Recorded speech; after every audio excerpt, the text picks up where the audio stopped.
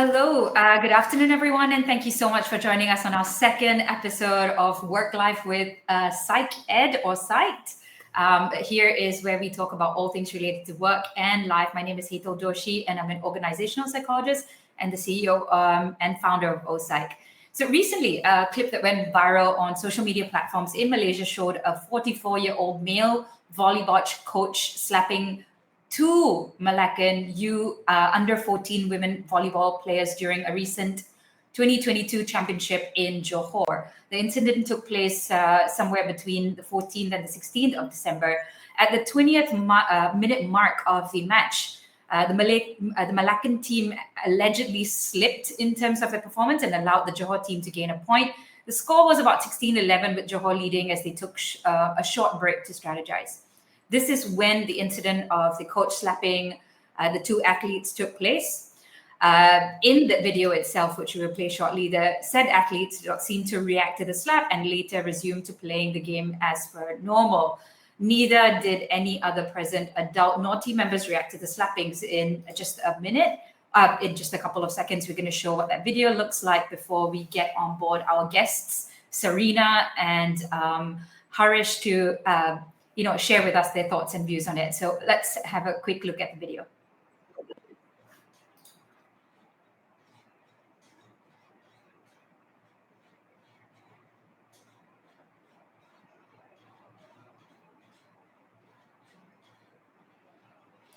All right, thank you so much for that. In the background, we have Ali supporting me extremely well. Joining me in this discussion is on this topic called off-court slapback is Serena Sundararaja,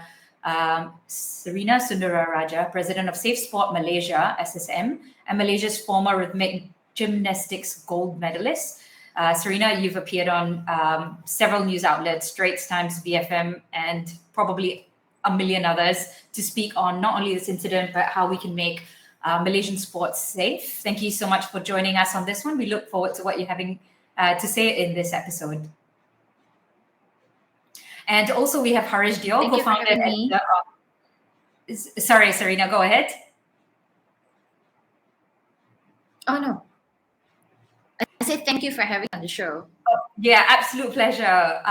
Thanks, Serena. And we also have Harish Dio, co-founder and editor of 2213.my and 7-time winner of the Sports Writers Association of Malaysia Award.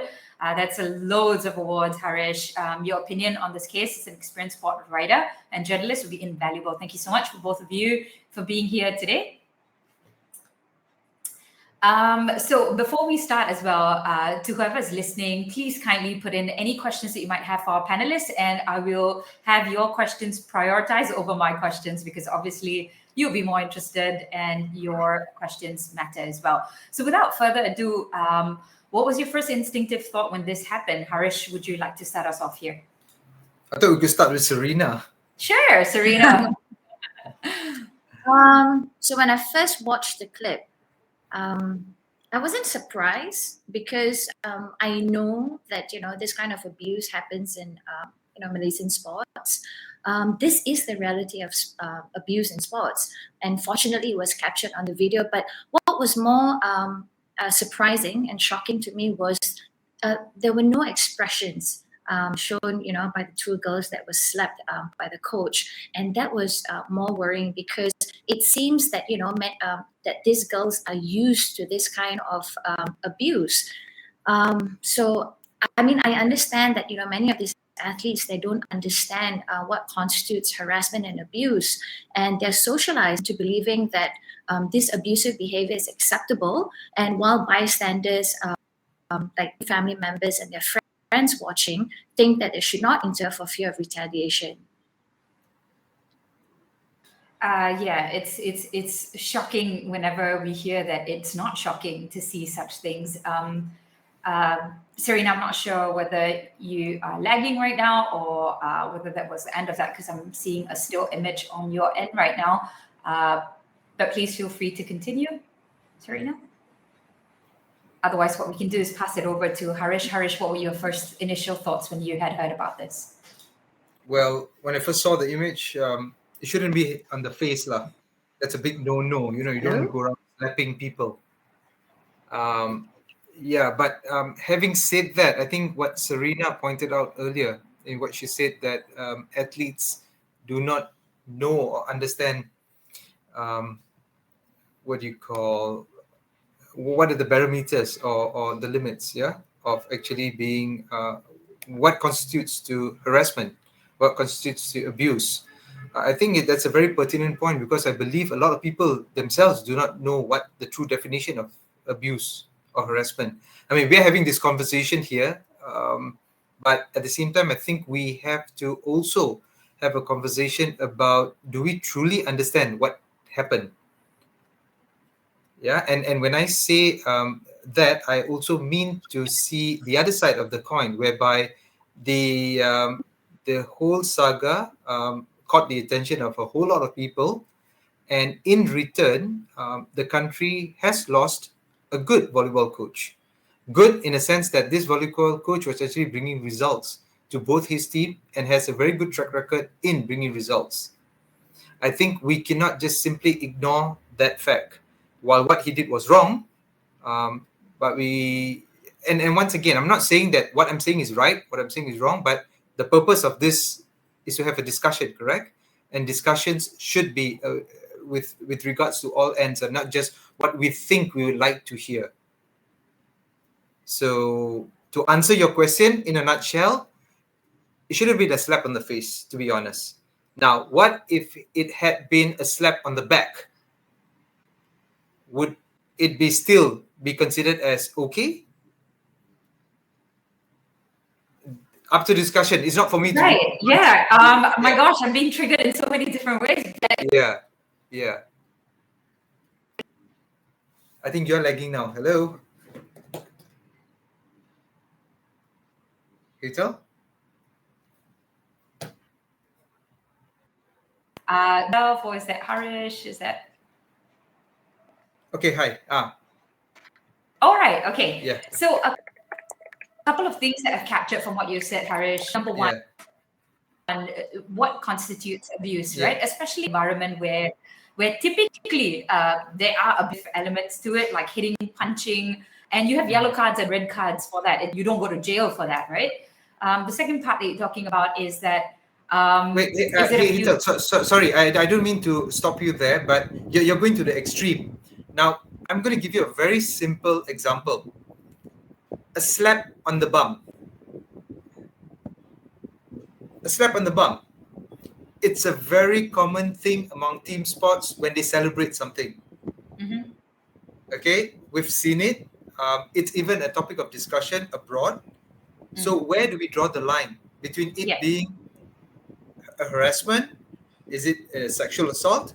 Or is it just a plain old form of expression? I'm not saying what I'm saying is right or wrong. I'm just saying that for the purpose of discussion, I think it's important for us to establish all this. Agreed. And what you're trying to say, well, I mean, agreed in the form of establishing what abuse, how do you define abuse?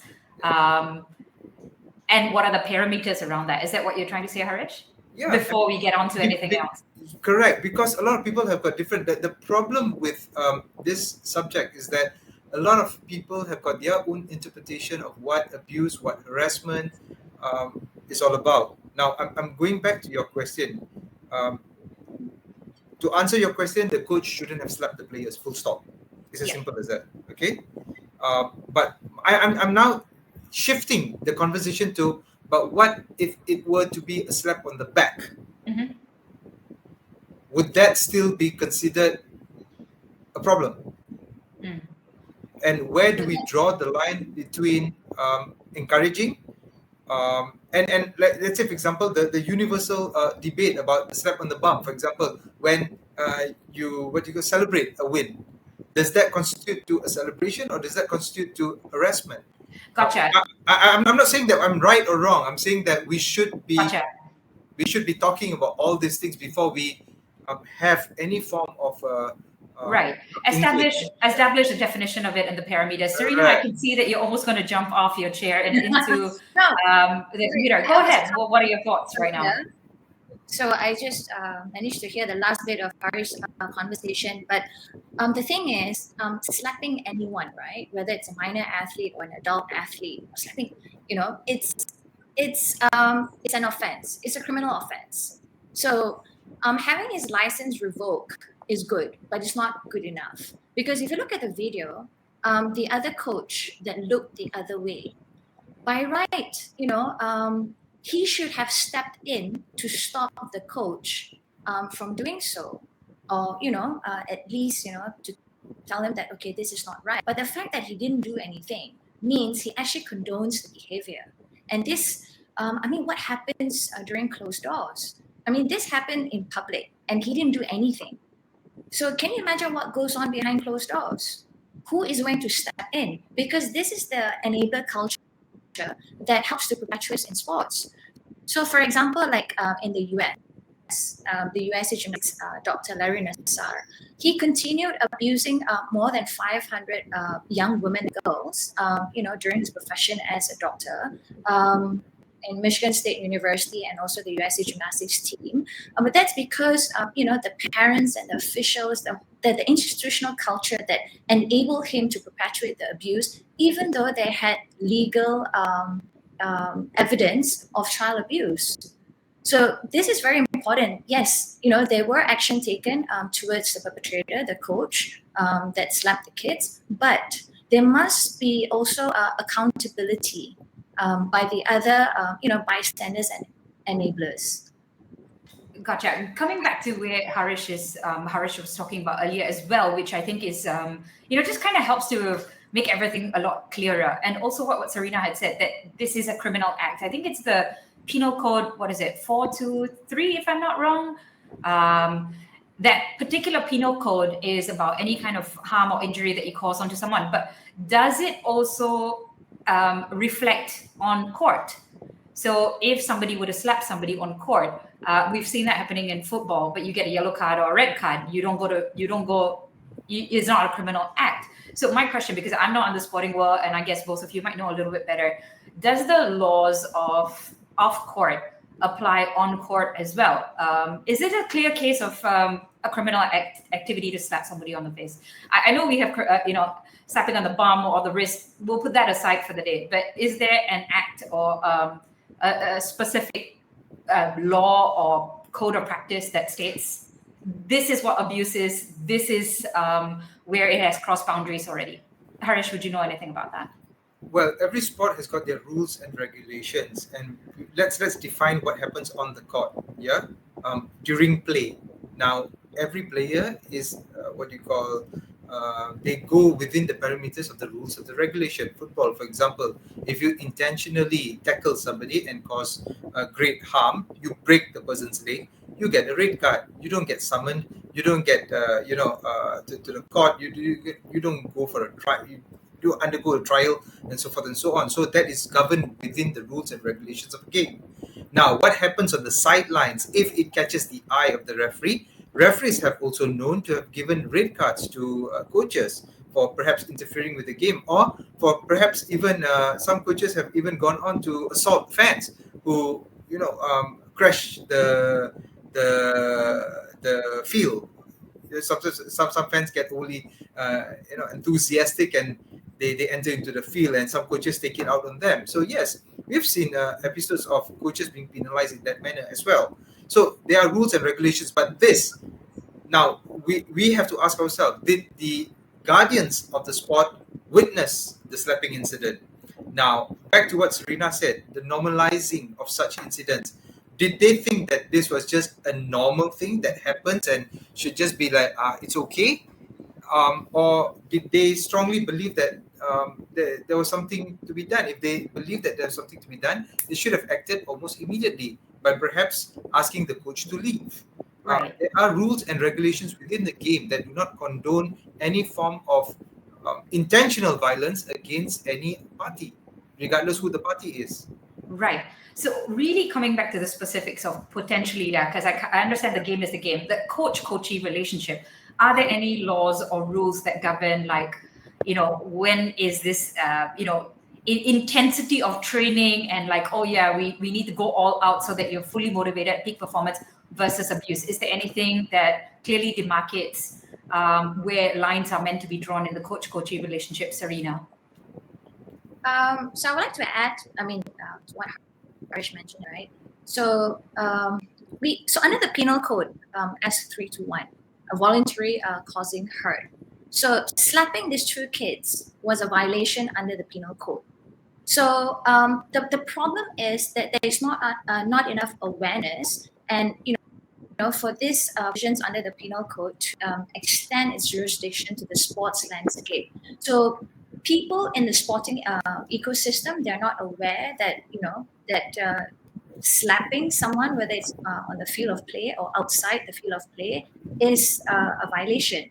But putting that aside, we don't have a safe sport code, which is a code of conduct which communicates what is safe behavior and how everyone should behave, including parents, coaches, officials, and volunteers. So that should be the first step is for the ministry to establish, okay, this is the code of conduct, and everyone, whether you're a coach training an athlete in school, whether you are at the elite level or the grassroots level, you are bound by the provisions in the Safe Sport Code.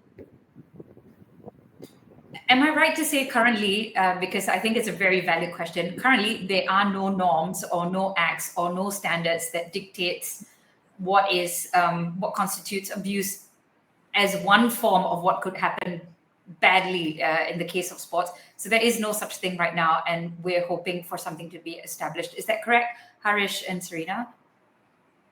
No, look, definitions are there. There are adequate laws, there are adequate acts to deal with such things. But I think it goes back to, if you're looking at sports specifically, it goes back to the definition of what constitutes to abuse, what constitutes to harassment, and what are the parameters. Yeah, laws are often vague at times, and as such that we tend to rely on interpretations or precedents. Now, in sports, it's not like we've had a long list of athletes suing coaches for such things. So we don't really have a precedent per se, with the exception of the recent one involving a diver. Yeah, but that too is not really specific towards our conversation that we're having today. As such, I think we need to first establish what does it mean, and can we adopt? I think the bigger question is, can we adopt a generalization of a particular interpretation of an incident? Can we say that, okay, harassment is this, but we are humans, harassment evolves. 10 years, 15 years ago, we wouldn't be talking about bullying, or harassment is only physical for some people, or harassment is only sexual for certain people. But there's also mental abuse. If you take this conversation 15, 20 years back, people wouldn't be talking about mental abuse. Yeah. I think what's powerful about what you said is that harassment evolves. Yeah, it does. What it meant back in the day versus what it means now, and also harassment is multifaceted. There could be a million different things that leads to an experience of it. Coming back to, sorry, I don't mean to go ahead, please. But this just raises another question that has been widely debated: caning in schools. Should it be accepted? Our elders will tell us that was the best way to discipline kids. You show them a cane, and they get disciplined.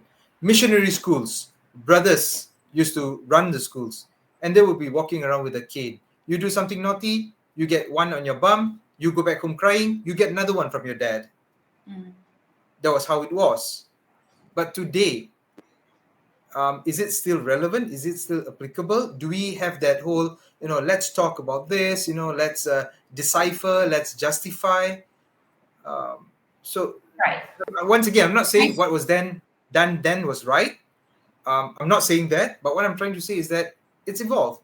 So what was acceptable perhaps at that time is no longer acceptable today. Sure, and that's the whole idea of a human rights movement of sorts as well, right? Like, basically, some people felt it wasn't okay, and then therefore they created a movement and the evolution of it. Correct. but at the end of the day, we have to ask ourselves, when it comes to sports, when it comes to, athletes, they have got a different DNA. Serena, for example, I envy her because she represented the country, and to go through that mental, being physically strong, mentally strong, and she was lucky that she's in gymnastics. They've got their different set of challenges. But you imagine that you're a footballer. Okay, you're going to take a penalty, and you've got a goalkeeper coming up to you playing psychological games on you, telling you that, oh, you're a lousy player. That's how they play mind games on the field. When they come Right. up to you and they just go like, you're just lousy. So what are you going to do? You're going to sit down and cry? Oh, that's mental abuse? Once Right. again, I'm not saying it's right or wrong, but I'm saying that this is the realities when it comes to sports. Yeah, and context is everything. Serena, what's on your mind right now as you're listening to Harish? I just feel that public perception and tolerance of what constitutes harassment and abuse have lowered, and there are plenty of safeguarding measures, international standards for sports. For example, like IOC, the International Olympic Committee. So when you consider terms of harassment and abuse, so I will use the definitions that's provided, in the IOC Consensus Statement, 2016. So you have 5 forms of harassment, right? You have physical abuse, psychological abuse, sexual harassment, and neglect. And these kind of forms, they happen in different mechanisms, like whether it's non-contact, whether it's cyber, through bullying and hazing. So what I'm trying to say is that there are adequate policies and safeguarding measures internationally. It's whether Malaysia has the political will and commitment to want to implement this, to ensure that every national sports organization have a standard set of safeguarding measures that everyone follow. Right. And I guess that's what you're really trying to do over here, right, Serena, with the Safe Sport Malaysia movement. I feel like oh, sorry. Go ahead.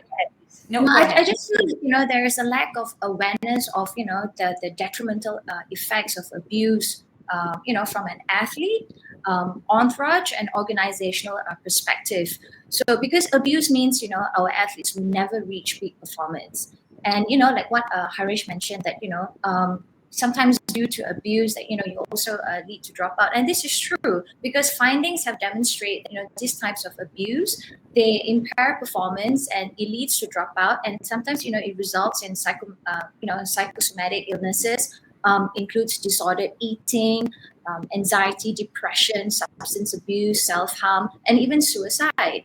And there is also a long-lasting, profound, and diverse impact on athletes, potentially affecting their family, friends, and peers. So non-accidental violence in sports can also negatively impact their physical and social and psychological health and well-being into adulthood. And these 2 girls, even though they were the only ones that were slapped that we witnessed on the video, but based on studies that members of the entourage are also prone to physiological and psychological effects from witnessing trauma experienced by another. So in fact, studies of collegiate female athletes, that the impacts of non-accidental violence on one athlete include performance decrements in all athletes on the team. So I'm just hoping that, based on what just happened, that appropriate care has been provided to support the team and not just the 2 girls and the recovery from the impacts of abuse. Right. I think a lot of powerful things that you're saying over here. One would be the most important thing that you're talking about is that evidence-based movements of sorts, right? Like instead of my opinion, Harish's, yours, what is the evidence saying about the short-term treatment, the short-term techniques of coaching versus the long-term outcomes? It's like military. Yes, in order to fight a war, you have to go through all this kind of rigorous training. But then if you've got majority of them having PTSD after that, what is the real way forward? But at the same time, there could be war and we still need to equip everybody. We've had almost 25 minutes on one question, which is what I was told before coming here, that if you speak to Harish and Serena, you're going to have like the next level of dialogue to change our point of view and our way of thinking going forward. I have a question a little bit around, this is a question I have between, my friends, right? So the male friends are like, oh yeah, so let me speak, if I can, openly about a particular group of people that I hang out with, and majority of them are either coaches or actively participating in a unique version of football, which I won't describe too much in detail. And one of them, who was a coach, said, I'm never going to coach the girls team because it is just ridiculous, the amount of pacifying that is required, or like, there's so many rules in place, and I just cannot be set free to do what it is that I need to do. And if by any chance I say anything wrong, it could be constituted in a million different ways. Whereas if I was doing this with a guys team, it's about sport at the end of the day. We're going to do, and we're going to end up in that moment, in that particular moment of passion. We don't know what we're going to do, how we're going to behave. So my question is, in terms of peak performance in sports, emotional intensity would be at its highest, and rationale and logic might be thrown out of the window at that point in time. Potentially millions are at stake for all parties involved. And many at times, I think not only intense methodologies or techniques, but extreme methodologies and techniques are used to achieve that level of peak performance. So my question would be, how do we navigate, or how have you seen this being navigated really well, where there is a line on extremism in terms of methodologies, but at the same time, peak performance? So have you ever seen peak performers being coached in a way that is non-violent and potentially non-extreme, and they're doing it out of bringing the best out of you from a soul perspective, I guess? I'm not sure. So have you seen this done extremely well? Serena? I would say it's the culture of winning in sports, because this is so deeply embedded, and it means that athletes are socialized into believing that they must do whatever it takes to succeed, and this could mean training through an injury, or it's extreme, silently enduring abuse. And what we witnessed in the video, this case has highlighted the effects of prioritizing performance over athlete health and well-being, contributing to the occurrence and perpetuation of abuse.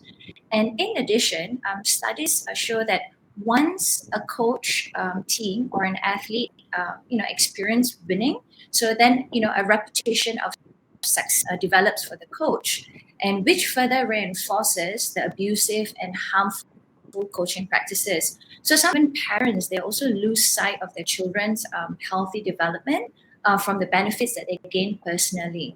And what works is repeated, and this presents a sport-induced Stockholm syndrome. So I would like to say that we must challenge this belief that abusive methods are functional, because people believe that it leads to improved performance in sports. However, there need to be changes, like you mentioned, adapting to times in culture and education and policing and law to address this issue. Because as a coach myself, I understand that optimal athletic performance at all levels, including elite and grassroots level, it requires athletes to move out of their comfort zone. But safe sport does not mean that cannot encourage athletes to move outside of their comfort zone. Coaches can be demanding and firm, and also hold high expectations. But you can do it in an appropriate manner by encouraging athletes to train harder. For example, you want an athlete to do another a repetition or another skill despite fatigue or soreness, but using safe and evidence-based approaches. So it is possible to achieve sporting success without abusive and harmful practices. Harish, what about yourself? Have you seen this done well? Look, what you mentioned earlier about your friend was pretty much how I started this conversation about looking at the coach's perspective. Remember when I said earlier that we may have lost a good coach, and good not in a way of how he acted, but in the way of the results that is brought about. Now, what has happened is that because we had too many people looking at this case and forgetting that a motorsport fan was actually killed at a drag strip just a few days before. Suddenly that has drowned, and a slapping incident suddenly takes precedent. And you're going to scare off a whole lot of potential coaches or current coaches like your friend from coaching girls. And this is something that we cannot allow. It cannot happen. It must not happen. Why? Because girls themselves are already deprived on so many levels when it comes to sports. And we cannot have coaches coming and telling us that, oh, because there's so much scrutiny on girls, it's best not to coach the girls team. So we don't want that to happen. Now, that going back to your question, how do we marry, or how do we balance upon this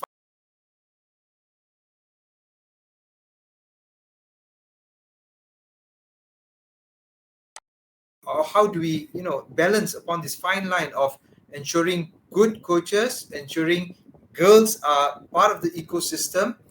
There's no gender biasness whereby girls and boys get to train and play with the same kind of language, under the same kind of command, with no like preferential treatment to any person. That's a very fine line that I believe coaches will have to sit down, discuss thoroughly, and look at the context of what has been done in the past and what should be done today, and how best to raise the standards of play among their players to the next level based on evidence. Right. Some athletes do well with let's say, for example, under pressure. Some athletes do not need any pressure at all. They know their jobs. For example, footballers, professional, really true professional footballers, after training, they will still be on the training field. They'll still be practicing. But we also have a different breed of footballers who will only come, train, and after that, they'll go to the mama shop. They don't see the need of training extra. It's only when they are pressured to do so, when there is some form of fear instilled, and then they go like, oh, I have to do it. So that's the beauty of being human. We are all different in so many ways. We adapt differently. Some of us think, some of us just follow. So it's the same with athletes as well. Not undermining, not. I'm just giving you the realities out there. I think sometimes we can be all philosophical and go like, oh, this is what should be done. But I think we have to also realize what is happening out there on the ground, on the field. And having dealt with athletes and coaches for the past 23 years, I've seen a whole lot of different behaviors, different characters, and different approaches when it comes to sports. Right, fantastic. And just a nice conclusion to that little drinking session that we had about this with a couple of our friends. Ended off with one of the guys telling the guy off who said, I'm going to stay away from coaching the girls team next year. And that guy said, well, that's because you don't have a daughter. If you had a daughter, you could educate yourself so that you become a better coach the next time around, because if that was your daughter, you wouldn't accept that. So we do see people wanting to continue to do this, but at the same time get educated to see how they could be a better version of themselves as a coach, because there really isn't such a thing as a good coach who produces performance but is eventually found out to be abusive, right? Just because you have results doesn't mean that you're potentially a good coach. You're just a coach that produced results under extreme measures. So in the case of Pandalela, and apologies Serena if this brings up anything as well, who may have experienced abuse at that point in time, just like the girls today, and say, yeah, okay, that's fine, we're okay about it. But after several years, there is time to process what this really means. And then you realize that was a clear case of abuse, and you then stand up. How do we get athletes to be able to speak up to authorities such as coaches or even their team players or even their parents faster? So what is a way forward so that in that moment itself things are cleared off and we can move forward, rather than the experience of trauma and hurt takes so long to process it. It obviously hurts everybody in the process as well. Serena, Harish? For me, based on my personal experience, like, athletes who speak out, they're not treated nicely. I mean, there are always going to be, retaliation against them, including, advocates who push the safe sport forward.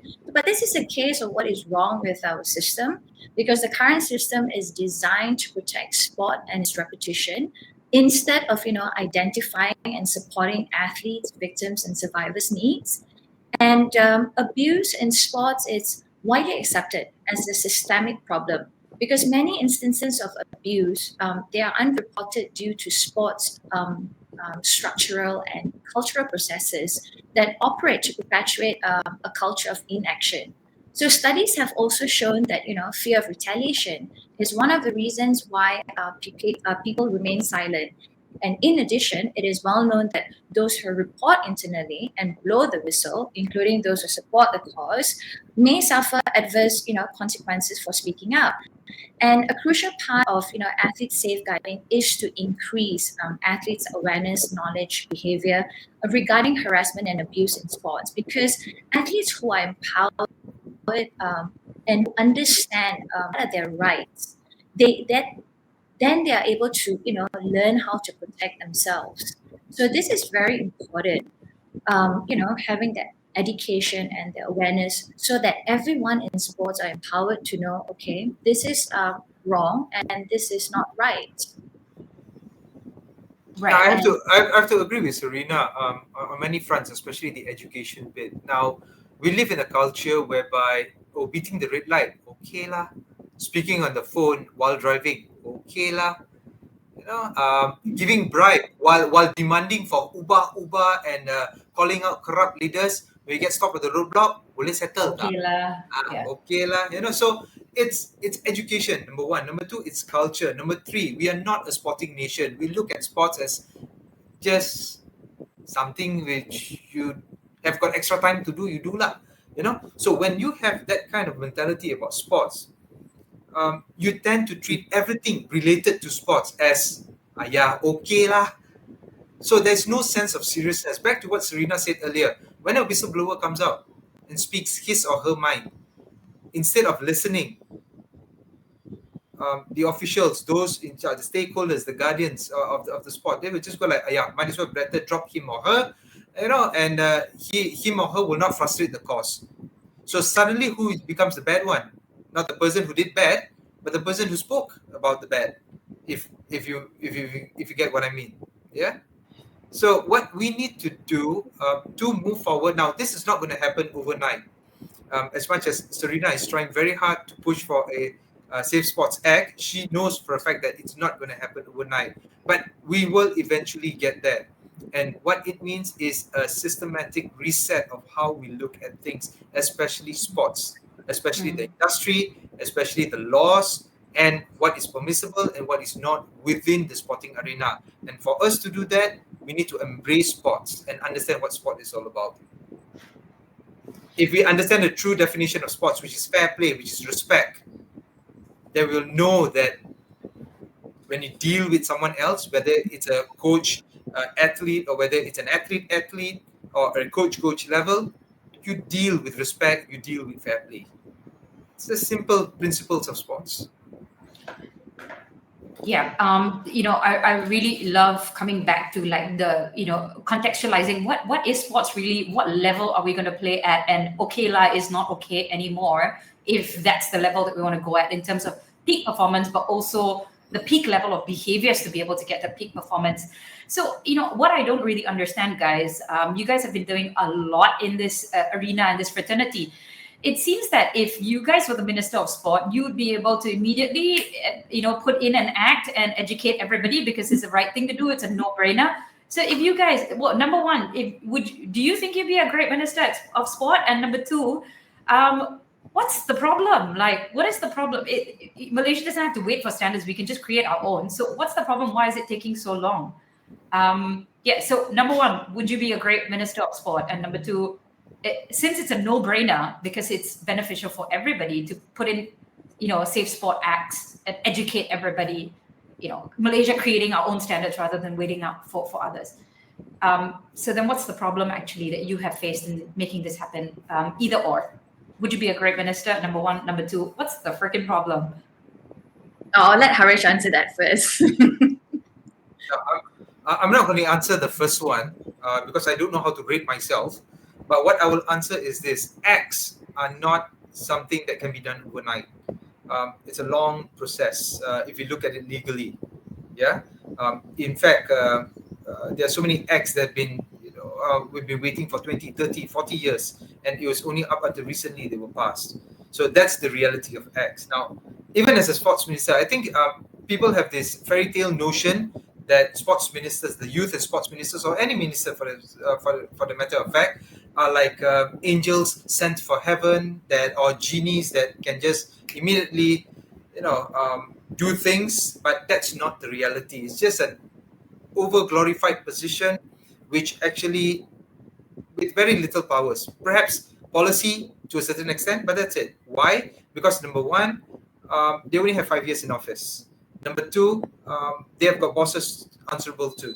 Number three, they are not the guardians of the sport. The guardians of the sport are actually the associations who are affiliated to the international bodies. So I think this conversation is best held with the guardians of the sport who are affiliated to the international bodies, not the Youth and Sports Ministry. Youth and Sports Ministry is there to facilitate how we move forward at mass level. So they can perhaps assist by promoting the creation of safer spaces in sports at a community level. If we start there at the schools, and that's where the education ministry should also come and be on board with this, whereby they can also promote such safe spaces in schools. I give you another classic example. I'm very emotional when it comes to women in sports. And why? Because I believe we have got a whole lot of talent out there and they are just being ignored. Simple example, if I want to play football right now, as we are speaking right now, I can just go to the field, I take off my shirt and I can play football. Can a woman do that? No. Why? Because there are no facilities, no changing areas, no proper. So the whole system at the grassroots, at the community level is so wrong. It seems like sports is only for men and not for women. Why is that so? That shouldn't be the case. And leading up to the conversation that we're having today, at the end of the day, we need to create sporting avenues, sporting environments, safe sporting environments, conducive sporting environments to ensure that regardless of your gender, we can all play sports and play sports. We don't have to worry about being assaulted. We don't have to worry about not having a safe spot. Safe spot, that's SPOT, not SPORT. Yeah. so moving forward, it's actually a bigger picture. I wish that we can expect ministers to do miracles, but the reality is that they can't. And with political instability, we've seen so many ministers come and go. What can they achieve within that, 12 months, 9 months in office? So yeah, I think we need to empower ourselves first. Yeah. I think Sarina will make a good minister. Sorry? Sarina? Who Serena would make a so I guess this is voting power, right? Rather than voting yourself, you decide who you would vote for. Serena, over to you. Thank you so much for that, Harish. Really fresh perspective over there. No worries. Serena, over to you.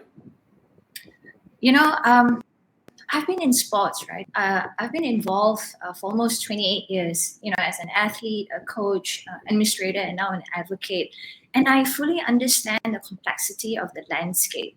How politics, they play such a big role in sports, and which I feel is a shame. Like what Harish mentions, women in sport.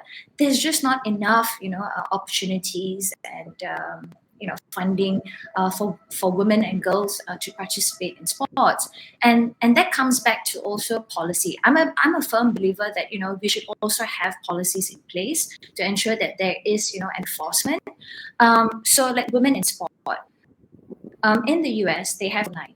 So what it does is to ensure that there is equity and equal opportunities and funding for women and girls to participate in sports. So this has proven to be useful because, for example, during COVID, so there were a lot of sports, women's sports that were dropped because it was landing, and some of these sports, the teams, they have actually brought this to court and they have won based on Title IX, and now they are back in sports. So there is evidence that these policies actually work. For example, like the Safe Sport Act in the US, it has proven to be effective because, number one, what it does is it provides mandatory prevention training to everyone. So if you take the volleyball case, for instance,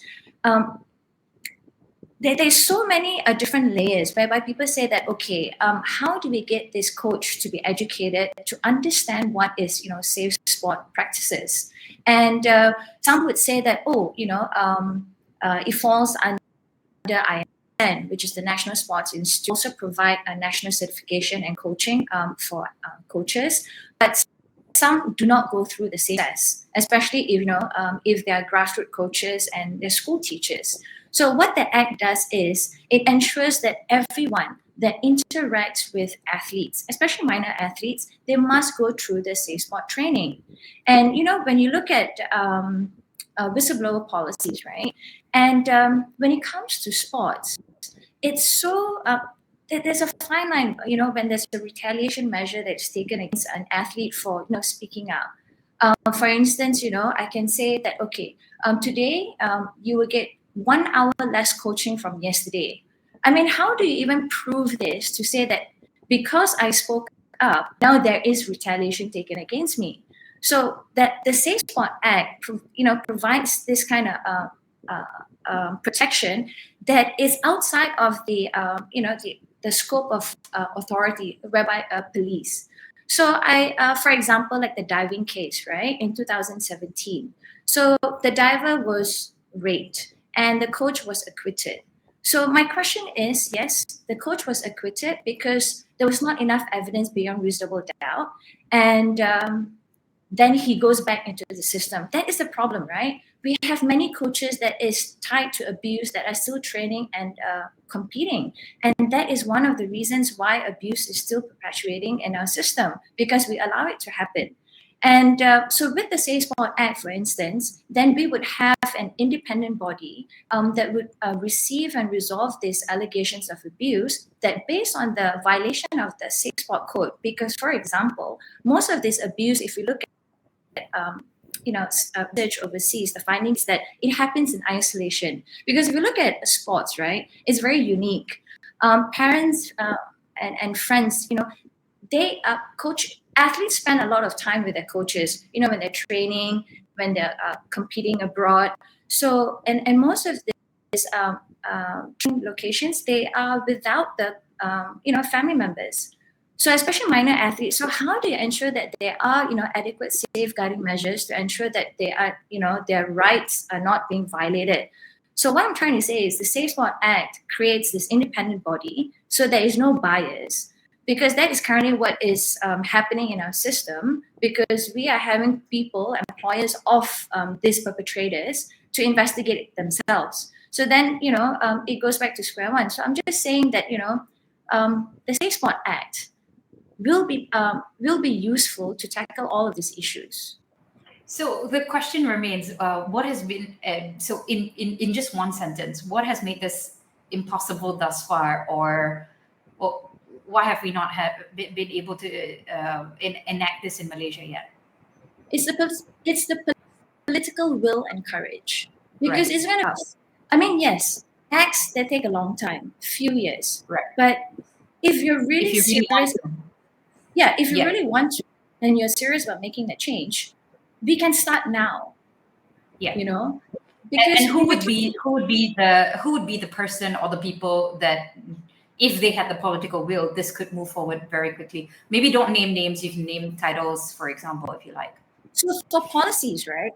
It's the ministers. So ministers must push for the policy, for the act, and then of course, you would need the public support as well.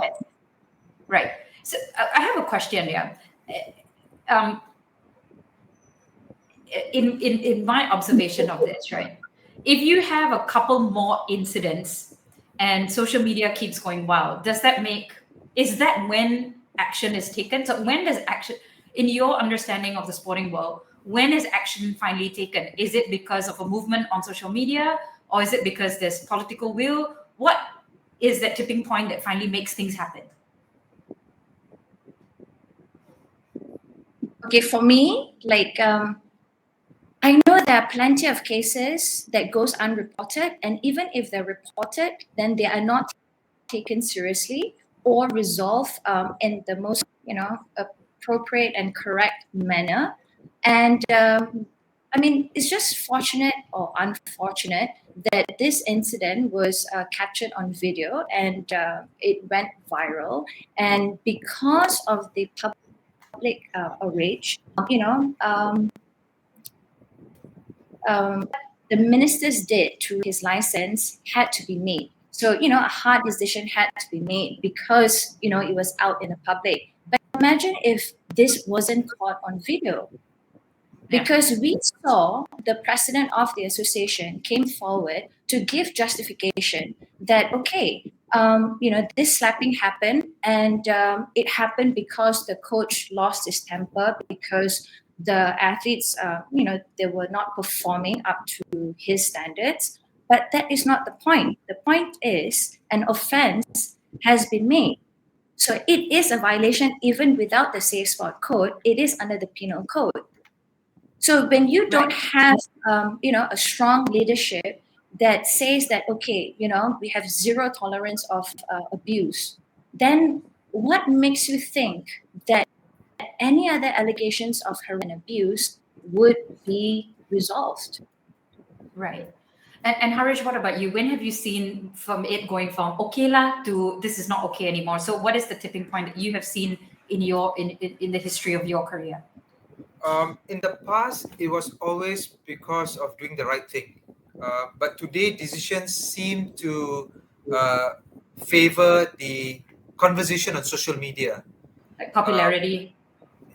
Riding on popularity. I've noticed quite a number of decisions made just because we do not know whether these comments made on social media are real or just a guy, managing 10, 15 accounts saying the same thing. So that's a different conversation altogether. But I think we need to go back to some things need to be done the old school way. And one of it is actually doing it as a matter of principle, doing it for the right reasons. Not just because if social media was so powerful, why is it that Russia is still invading Ukraine? So and why is it that there are so many things going on out there? But what I'm trying to say is that we need to do things because it's supposed to be done. Now, coming back to this conversation about Safe Sport Act, I know Serena has been doing a really good job trying to advocate. It's not been easy for her, but I've got one piece of advice for her. If she's not going to get any buy-in from the people at the top, I think it's always best to start from the bottom. That has always been my philosophy. Do it at the grassroots level. If teachers start talking about it, if communities, the guys at your taman, for example, start talking about it, the academies, the small academies, smaller guys, then you will see a real movement, not any hashtag on social media movement, but a real legitimate movement to get this going, and the higher ups will listen. I think it's about having real conversations and getting real people doing real things. I agree with Harish that couldn't have said that better, Harish. Yep. Sorry, Serena. Great. Just adding on to what Harish mentioned earlier is like having the grassroots support, which I agree. But the thing is, I feel that we lack that solidarity, especially among athletes. People are not willing to step up in real time to support, and especially for people who are striving for change, where they are directly impacted. So this is a thing. I feel like a lot of people. I've attended so many meetings, and they would disagree with what was said, but they wouldn't dare to speak up for fear of not being in favor or people having retaliation, measures against them. But they would text me later and say, Serena, what you said earlier was great. We support you. But that is not enough. We need people to step up in real time. We don't need people supporting silently. That is the thing. Yeah. Wow. Okay. I just love how Harish was like, okay, I've got a piece of advice. And then Serena's like, yeah. And at the same time, how do you roll a movement? How do you create a movement when there's no solidarity and when the support is, potentially more on a passive format or, potentially just, lip service, so to speak, as well, because everybody's probably got their own lives to lead as well, right? Their own lives that they need to progress forward. I need to make a huge apology to everybody who's putting comments on the chat box, because these are all fantastic things that you guys are saying over here. Dharma is saying speakers to a certain extent, it depends on how an individual is brought up. Asian culture, commands for parents to discipline their kids with body contact. This behavior is habitual when we grow up. I guess a lot of us would say in my time, our parents would let us decide which cane we wanted to use, right? Perhaps re-engineering the sports training mindset. We need to push the ministers for this act. We need to, but it's super difficult. Loads of interesting comments over here. Why is this not enacted still in Malaysia is a really powerful one, when it obviously makes a lot of sense. You've had in the past Ain as well talking about safe schools, and you have then ministers who fall on the same wagon and saying, yes, we should have safe schools, but we can't yet have a safe act or safe policy as well. So I thought maybe, guys, as we wrap up, I'll just show you a bit of stats that we've kind of collected in not just the sporting arena, but within Malaysia itself. One of the things that we're hoping to propagate is also safe workplaces. And this is the data that we've kind of collected from Malaysia. I think we've got about 1,133 respondents from last year across different industries in Malaysia. And I'm wondering whether the sporting industry could benefit from something like this as well. On the vertical, you've got psychosocial risk, which is the amount of unnecessary stress that compounds into potential traumatic experiences. And on the right, it's well-being. So it's not just well-being. Like, I think a lot of us want to be well, but at the same time, we're compounded by unnecessary high levels amounts of stress as well. So when we use this 2x2 matrix and we follow ISO standards, which I guess the sporting industry would also have their standards. And we've also got World Health Organization Sustainable Goal Development 3, which is everybody has the right to be well, and Sustainable Goal Development 8, which is everybody should have a decent workplace. I guess in your world, it would be everybody has to be the right to be well and be in a decent sporting environment. The idea here is 80% well-being for all employees and 20% risk. Just like as if a kid goes to school, you want them to be super well at 80% maybe, and the amount of unnecessary stress or risk would be at 20%. In Malaysia's overall 2022 average, 22 score was 61 or 62% well-being in the workplace, and close to about 38% of risk. So when you come to work, 38% of risk, and you're probably at that measure of 61% of well-being. And that's, a bit of not a bit of a movement. Serena probably has to seek wise counsel on how we get to a place where workplaces are a lot better. And I just wanted to jump into something interesting that relates to what Serena and Harish are speaking about today, or this topic. So if we can move on to the next slide. The top type of risk or stress that people face in the workplace is, so if you look at number 3 from the on my left, so tempo and workplace, people don't have enough time. Self-rated health, it impacts their health. The third one is influence at work, meaning not having enough voice. That leads to a bit more stress. Quantitative demands, you've got a lot of workload. But you have 41% over here experiencing the level of risk from injustice and disrespect in the workplace. So 41, from what we counted, 82% of people said, yes, I experience injustice and disrespect in the workplace. And the level of risk that it puts these people at is at 41%. We'll just jump into offensive behaviors now, like sexual harassment and whatnot. So if we jump to the next part here, I think we can move to the next slide if we can. This is the stats for offensive behaviors in the workplace. And I thought maybe your parting words would be what you do. Ali, if we could move to the final slide. Awesome. Thank you so much. 15% of people reported, and coming back to what Harish said, evolution, right? Like we don't know whether it's real or whether it's perceived. 15% reported experiencing offensive behaviors in the workplace. 9% of it goes to, out of the 15%, bullying. 3% to sexual attention that is undesired. And then 2% threats of violence and 1% actual violence as well. So I'm not negating what goes on in the sporting world. I'm drawing a parallel to what goes on in the space of work as well. So I think parting words, if you were a minister, and I know what Harish was saying, maybe this is about each association and driving it up to international standards. But if you were the minister and you had political will, what were the top 3 things that you would do so that workplaces, sporting arenas, we can reach our next level of evolution for obviously ultimately a better next generation as well. So if you guys were ministers right now, what are the top 3 things that you would do to expedite this? Serena? Why me?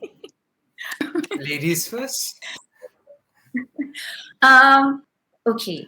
So based on your slides earlier, right? So those are the stats that happens during the workplace. But I just want to say that, in sports, so there was a survey commissioned by the former Youth and Sports Minister via IRAS in early last year, and the reported prevalence of abuse in Malaysian sports is widespread, and this continues to go unchecked. So, but this report has yet to be made available to the stakeholders and public.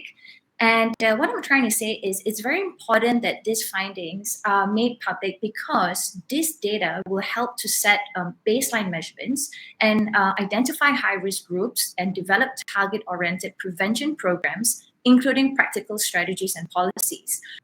So in safeguarding, it has to be, athlete-centered and also trauma-informed approaches so that, prevention, intervention initiatives can be fully realized. So the top 3 things that I would do, when coming from a safe sport perspective is number 1, is to start the process of, the act, drawing up the act. And then with the Safe Sport Act, you will have a Safe Sport Center. And with the Safe Sport Center, then you can also, establish and enforce the Safe Sport Code. So this would be my 3 things: the Act, the Center, and the Code. And I must emphasize that it must be independent. For Safe Sport to happen, it must be independent. That's brilliant. I'm so glad that we're recording this. I think it's recorded because you need to extract what you've said in that one paragraph, and it's everything. Everything is captured super well over there, Serena. Thank you so much for that. Hashtag vote for Serena as well, but we're not doing hashtags today, right? So Harish, over to you. I would just have one thing in mind: education. That's it. You have an informed, educated society, everything will fall into place. It's as simple as that. If coaches are educated, if athletes are educated about respect, about what sports is, about the definition of harassments, definition of fair play, we'll never go wrong. We'll have 1 or 2, I wouldn't say 0%, but we can minimize it to a whole different level. So for me, it's only one thing, and one thing only: education. And you'll never go wrong with education. That's it. Well, thank you so much, both of you, for being here. I was absolutely, super grateful to Audrey as well for introducing me to the 2 of you. And she did say half an hour would not, you wouldn't be able to do in half an hour. So, she's absolutely right. The big things that I get from you, Harish, is number 1, contextualization, putting things into context rather than going straight, being very tunnel vision about something. The second thing I really like about what you said is, you're really grounded on reality. Let's not make this theoretical. There is a reality to this. Sports is as real and raw as it can get. So let's not be, without you saying that, let's not be too theoretical, right? And the third part of it is simplicity as well. I think when you try to execute what you're trying to say, just like, let's just get back down to something very simple. Like, for example, where the girl's going to get dressed if they want to jump on a court or on a pitch. Like, it's just get back down to brass tacks as well. So thank you so much for that. And Serena, the thing that really blew my mind about you is your evidence-based practices. Because at the end of the day, when you're fighting or you're trying to create a movement, opinions can be easily brought down when you have strong evidence that you've brought into this, from research all the way down to data that has not been put out in Malaysia. Your voice is calm, but your facts are super strong and they hold weight for everything. Also, lastly, I really love how easily, if you were the minister, and I'm not saying that you can or you should, or like what Harris said, it's not that one thing that if you wave a little bit, everything gets set free.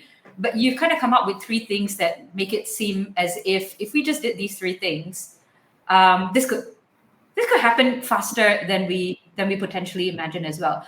I really, really want to thank both of you for changing my point of view on at least 3 things, on waking me up a little bit, and for putting out such great thinking or ways of thinking. So I'd like to end by saying there are things that are not okay lah. Let's not get used to normalizing anything that is not okay lah. Thank you so much, both of you. Really appreciate it. Hope we meet in the in the real world as well. Sure. Thank Look you. forward. Thank you. See you guys. Bye. Bye. Bye. Bye, Harnish. Bye. Bye, Sabrina.